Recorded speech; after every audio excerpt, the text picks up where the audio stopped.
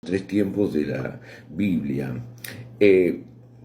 Las 70 semanas, estos propósitos eran terminar la prevaricación, poner fin al pecado, expiar la iniquidad, traer la justicia perdurable, sellar la visión y la profecía y ungir al santo de los santos.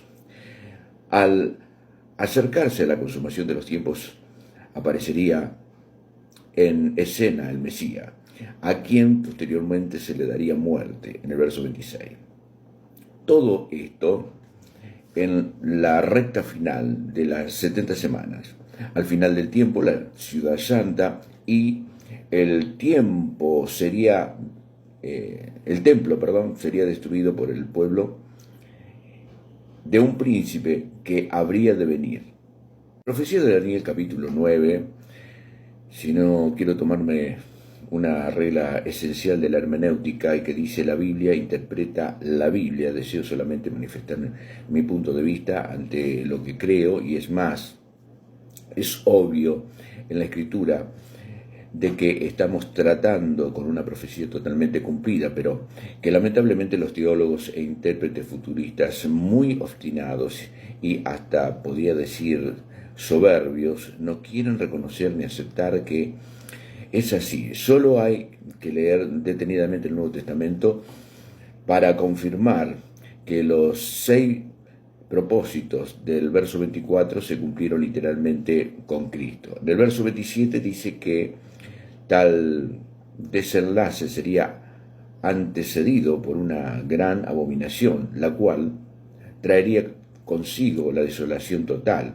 Jesús, citando la profecía de Daniel, dice: por tanto, cuando veáis en el lugar santo la abominación desoladora del que habló el profeta Daniel, el que le entienda entonces, lo que estén en Judea, huyan a los montes, el que esté en la azotea no descienda para tomar algo de su casa, y el que esté en el campo no vuelva atrás para tomar su capa. Mas hay de los que estén en cinta y de las que críen en aquellos días. Orad pues que vuestra huida no sea en el invierno ni en día de reposo, porque habrá entonces una gran tribulación, cual no la ha habido desde el principio del mundo hasta ahora, ni la habrá. Mateo capítulo 24, verso 15 al 21. Lucas también Jesús dice, capítulo 21 y verso 20 al 20. Entonces está claro que esta advertencia de Jesús fue dirigida exclusivamente a sus discípulos y además a sus seguidores, quienes probablemente estarían recorriendo las ciudades de Judea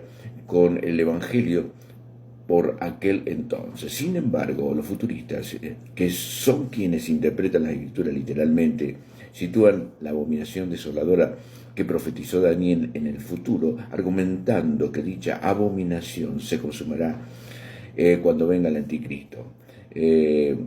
Personajes ficticios se siente en el templo de Dios. Después de lo que hemos revisado hasta aquí, podemos decir: nada puede estar más lejos de la verdad que esta interpretación. Los futuristas no pudieron ignorar que el discurso del Monte de los Olivos tuvo un cumplimiento pleno en el primer siglo.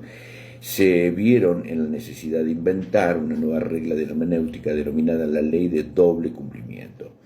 Ese día final sucedió en el año 70, cuando fue destruida Jerusalén, su templo, su pacto. A partir de ese glorioso momento, como creemos firmemente, de acuerdo con la correcta interpretación de las Sagradas Escrituras, Cristo volvió por segunda vez y cumplir así plenamente la profecía de Daniel capítulo 7, verso 13 y 14, que decía: miraba yo en la visión de la noche, y aquí con las nubes del cielo venía uno como el Hijo del Hombre, que vino hasta el anciano. Subía o bajaba, subía. Y le hicieron acercarse delante de él, cuando, para este tiempo o en aquel tiempo. Y le fue dado dominio, gloria y reino, para que todos los pueblos, naciones, lenguas, le sirvieran, y su dominio es dominio eterno que nunca pasará, y su reino uno que no será destruido. ¿Cuándo? ¿Para ahora o para el milenio?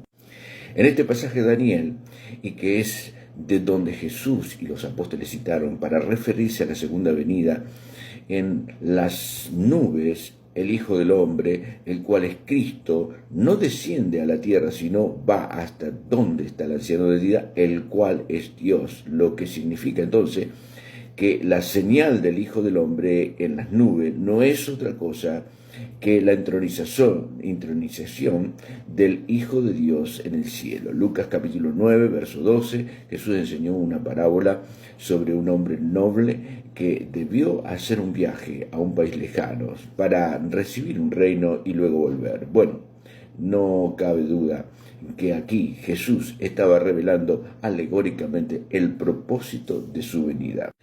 Cuando se escribió en el Nuevo Testamento aún estaba vigente el viejo pacto, pero ya estaba envejecido, caducó y pronto desapareció en Hebreos capítulo 8, verso 3. Por lo tanto, cuando este desapareció completamente, todo lo que tuvo que ver con esa dispensación quedó obsoleto, totalmente inadecuado a las nuevas circunstancias establecidas en el orden de Dios.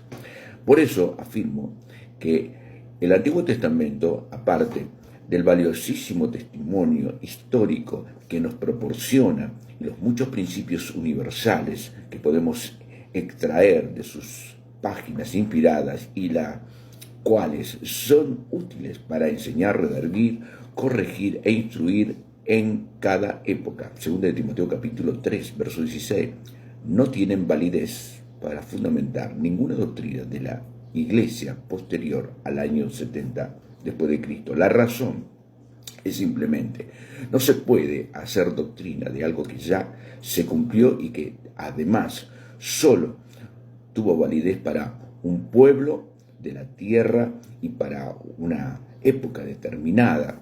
Se puede decir entonces que el Israel que vivió hasta el nacimiento de Cristo corresponde al grupo que vivió antes de la dispensación del cumplimiento de los tiempos. Vamos al segundo grupo. El Nuevo Testamento, si bien no se escribió exclusivamente para el pueblo judío, si fue dirigido de manera especial a una comunidad cristiana compuesta, además de gentiles, mayoritariamente de judíos dispersos por las diversas provincias bajo el Imperio Romano del primer siglo. Esto puede observarse claramente en la introducción y salutaciones final de cada libro epístola, en donde los escritores mencionan los nombres de sus respectivos destinatarios. El gran error del futurista radica fundamentalmente cuando se apropia como suya de cada palabra escrita en el Nuevo Testamento, como si el escritor del canon sagrado de hace 2000 años atrás les hubiera tenido en mente al escribir su carta. El ejemplo más claro tiene que ver con la interpretación que hacen en el discurso profético de Jesús en el Monte de los Olivos, registrado en el capítulo 24, Mateo 13, Lucas 21. Creer en que aquel discurso apocalíptico de Cristo tuvo una doble connotación profética, es decir, un cumplimiento parcial y sin gran trascendencia en el primer siglo y otro de carácter único y superior en el futuro, es hacer del discurso de Cristo un montón de ideas ambiguas, carente de todo sentido común y lógica. Es válido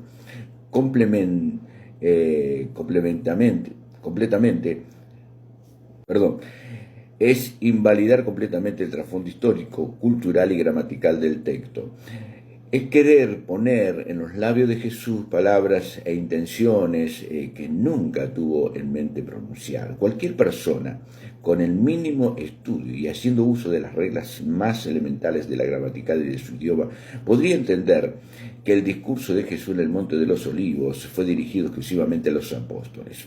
En respuesta a la pregunta que estos mismos se formularan después de oír pronunciar la lapidaria sentencia sobre el destino final de su templo, revisemos a continuación algunos registros evangélicos y gnósticos sobre cómo se inició esto tan polemizado y discurso del Señor Jesús.